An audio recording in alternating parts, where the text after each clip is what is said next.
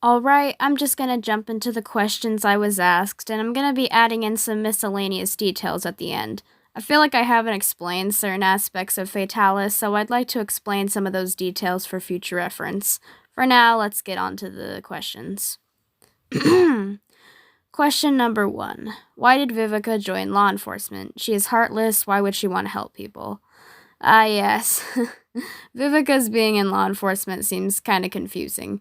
I haven't mentioned it before, but Vivica's father was actually a detective himself. Her dad, Elliot Pearl, was a very well-respected and accomplished detective, one of the best that the agency had ever seen. Unfortunately, he died when she was 7, but he was one of the greatest nonetheless. For that reason, when she was old enough, she became a detective and carries on her father's legacy. It's one of the reasons she was actually paired to work with Olsen, because she and him are both renowned for their individual skills. Vivica may be heartless, but she does carry on her father's legacy. She knew she could get the job done and be the best detective since her father, and nobody can take that title from her. It's why Olsen calls her the crown jewel of the agency the first time they meet. Question number 2. The backstory behind Olsen having custody of his niece. Did her parents die or something? No to both. Olsen does not have custody of his niece, nor are her parents dead. Olsen's niece, Ellie Wickers, belongs to his older sister, Elisa. His sister, Elisa, got divorced from her ex-husband when Ellie was born and had to spend a lot of her time working, so when she no longer had a home and had a daughter to care for, she needed a place to stay. Olsen, who loves his family very deeply, lets Elisa and Ellie stay with him whenever Ellie needs to be babysat and Elisa is busy at work. Olsen doesn't have custody of her, he just babysits her when her mom isn't around. Question number 3. I want more info on Raven's backstory. I have too many questions about it to type them all out. You know, that's understandable, but unfortunately I can't really help you out there. Raven has a very mysterious backstory, one that she really only shares with Jive, though I can tell you that she had a neglectful childhood and basically only raised herself. For those reasons, she's bad at regulating her emotions and is afraid of being abandoned because of what her parents did to her.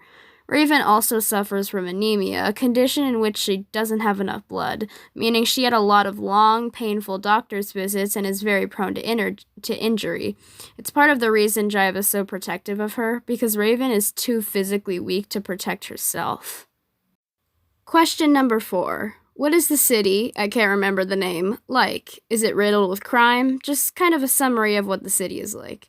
The city Fatalis takes place in is called Delphine. However, Olsen, Harkin, and Raven all live in a smaller area of Delphine called Moonsbury Run. Fun fact, I actually named the city Delphine because it's derived from the term Delphian, meaning mystery. Moonsbury actually has a similar meaning. The name comes from the Moonstone, a gem symbolizing mystery, and it also pays homage to one of the first detective novels ever written, The Moonstone. But moving on from that.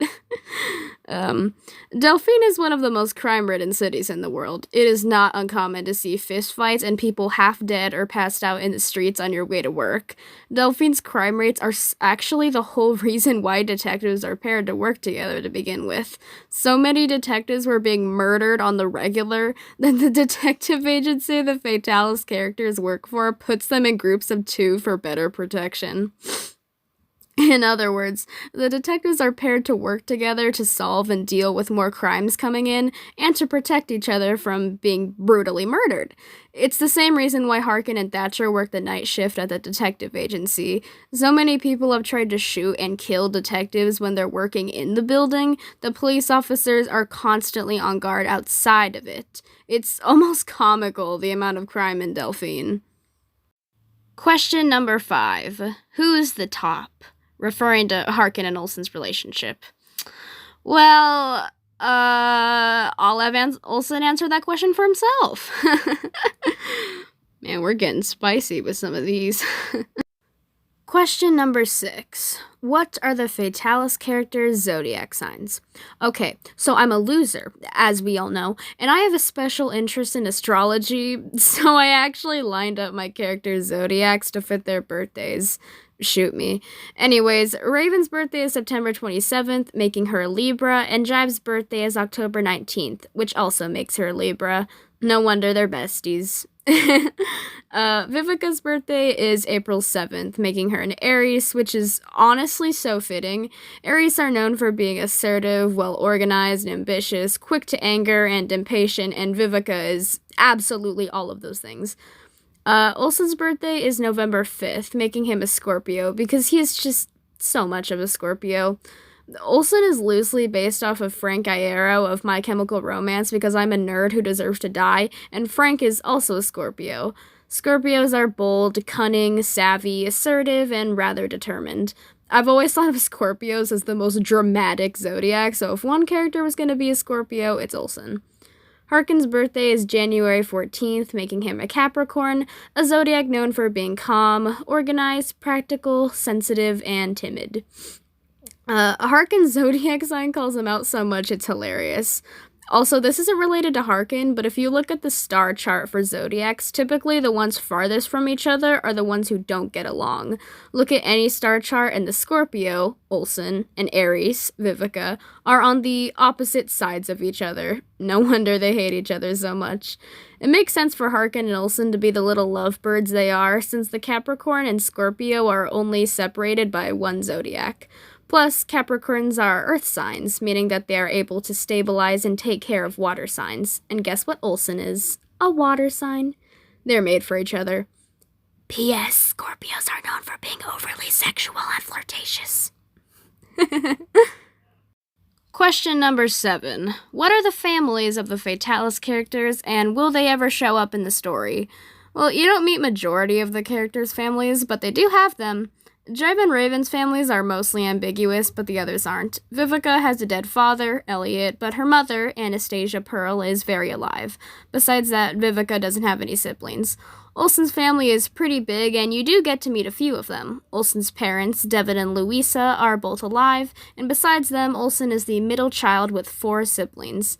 He has his older sisters, Noelle and Elisa, and his younger brother and sister, Darren and Elena. You see Elisa and his niece Ellie quite a bit, since he does live with them. Harkin's family may be seen in this story, but most likely only for a brief time, if at all. I still don't know if I'm going to include any point where you meet them, since Harkin doesn't talk with them often. However, he does have 2 divorced parents, Ashton and Jolene, and an older brother, Holland. Besides them, Harkin considers his pet cat, Aspen, to be his family. Side note, Aspen is definitely the best character. We love that very judgmental, fluffy white kitten. What did I just say? Oh my god. Alright, ladies and gentlemen. Okay, I was too lazy to do any more speed paints because I'm tired. There's only a certain amount of time every day that I will spend to drawing characters that are in a piece of media that does not exist yet. That number is a lot, actually. You know what? No, let's make this like 20 times worse. Let's pretend this is an interview. Be right back. Alright, ladies and gentlemen, we just made this worse. Also, no, this doesn't work. I have it around. Kill me. Okay, so, moving on from that whole nonsense, I have other questions that, and then I'm just gonna ramble about stuff that I feel like I should explain that makes sense in context of Fatalis that I haven't explained or people didn't ask questions about. So, question number 8, what happens in the Masquerade episode and why is it so important? So, I don't want to give any spoilers for the Masquerade episodes since it is huge spoilers, and I mean like huge spoilers. Like, you can't know what happens in that episode. You just can't. Because it is spoilers for the finale and for the series in general. But the Masquerade episode is incredibly important to the story because it's kind of like the culmination of like everything all at once. Everything up until that point and everything that just happens. So far, the synopsis I have for the episode is everything culminates into one big mess on the night of the Rosetta Ball as Vivica tries to get Jive alone, leaving Raven to run and hide. The episode afterwards, which is called Everything All at Once, then there's Escape, and the end are all direct results of what happened the night of the Masquerade Ball, and that's why it's so important. But huge spoilers were, yeah, no, you guys aren't getting that information just yet. Also, ignore the ridiculous amount of posters I have in the background. That's not there. Just pretend that's not there. Okay. Okay, question number 9. How do the Fatalis characters celebrate Valentine's Day? By the way, my friend at school asked me this, so thanks to her. So Jive and Raven just do not get it, as all people, I don't get it, so so they don't get it. But they definitely give Valentines to each other and make some, like, nerdy, obscure reference, and then they spend the rest of the day watching horror movies, because they're not romantic people, but being with their best friend in the whole world, that's the ideal Valentine's Day. Vivica probably doesn't notice it's Valentine's Day. She probably groans about it in the morning. She's like, great, it's a time for lovesick people to commit crimes to prove their undying love. She's like, oh no, it's the most yandere time of the year. Olsen absolutely loves Valentine's Day. I'm sure we all expected that. That guy never grew out of giving people little Valentines, like in grade school. Why did we stop doing that? Society, bring that back. He probably gives Vivica a Valentine that says, I hate you, with a lollipop, and pats her on the head to wish her a happy Valentine's Day. Then fist fights ensue. And Harkin probably also would not realize it's Valentine's Day. He would probably doodle some hearts, like, absent-mindedly in, like, his notebook or whatever. He's like, oh, it's Valentine. Great.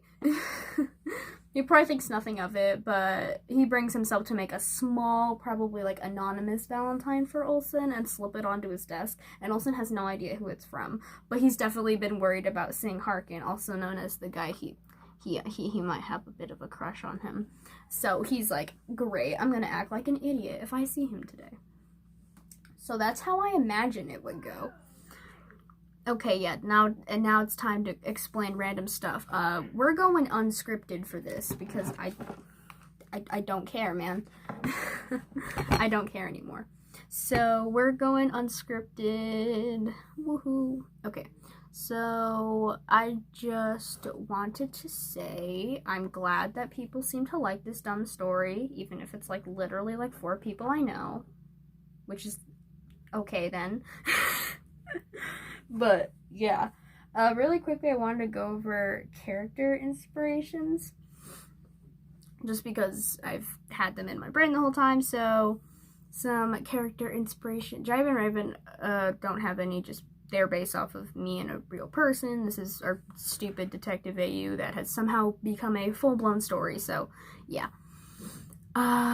So they don't have any character inspirations besides us, but we are definitely characters. I'll tell you that much. We are in one hell of a story right now. I just cursed at my house. Okay, so yeah. Vivica, honestly, she doesn't have that many, like, character inspirations, like, in terms of, like, what she's like her traits and characteristics, but in terms of her character design, I don't know what I was doing with the blue hair. Just when I thought of her name, I was like, she has blue hair, and that's factual. That is the one thing. If Fatalis becomes a real thing, which I guarantee it will not, but if it ever does, the one thing that I will beg to keep there is the gay relationship, and also that Vivica has blue hair, because my 14-year-old headcanon has to be right. I think I got that design idea from Eclipsa, from Star vs. the Forces of Evil. Probably a little bit of Willow inspiration from Owl House, and I'm sure there's another one that I'm just forgetting right now. Yeah. Also, because I think I just see blue as kind of like a neutral, calm color that can kind of, it can be kind of rough. Blue can be a kind of rough color. So I have that in terms of character design. But I did also give her some Queen Chrysalis energy. Like, Canterlot Wedding is, first of all, a masterpiece. And second of all, Princess Cadence, like, the whole, like, that whole monologue she goes on with, like, the whole, like, the plans I have for your brother, of course. Like, I was like, okay, yeah, this woman gives Vivica energy. And for Olsen, I know all my character inspirations for Olsen. So the character inspirations behind Olsen were Prince Naveen from Princess and the Frog, Cat Noir, Frank Iero of My Kim. I'm messing. There's a paper underneath me that just fell under my leg and it's driving me insane. But anyway, just think. Also, Dean Winchester vibes. Just, get that cocky, overconfident kind of guy energy. Like, he's an idiot, but he has a heart of gold. So that's kind of the energy I wanted to go with Olsen.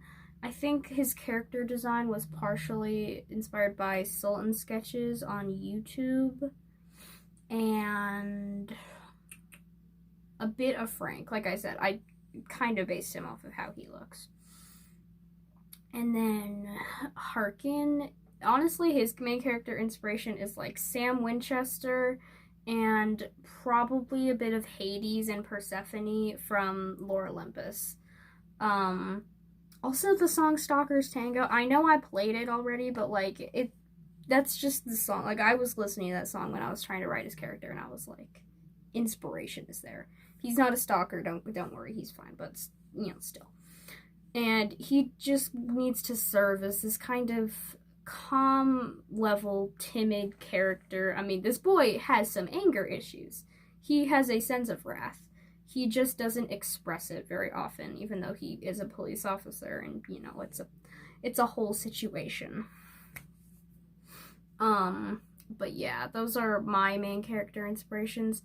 Harkin's character design is just kind of how I imagine he would look. My brother always comments that he looks like Harry Potter, and like now I can't unsee that, so thanks, Dom.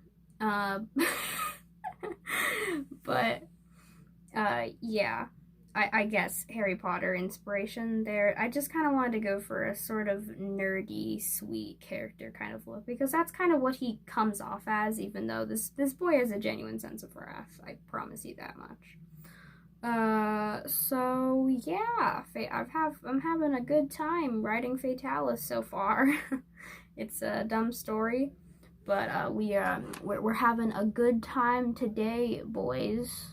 Let's get some. I would do some ASMR action, but this isn't on because it doesn't work. Obviously, it doesn't work. So yeah. But anyway, gracias for the questions, for the preguntas. Probably just butchered that. I know I'm Mexican, but I can't speak Spanish for shit. Anyway, I'm very excited about Owl House Season 2. I'm so excited. Anyway, thanks for watching this. This video was way longer than I intended, so I'm gonna stop this right here. Thanks and goodbye.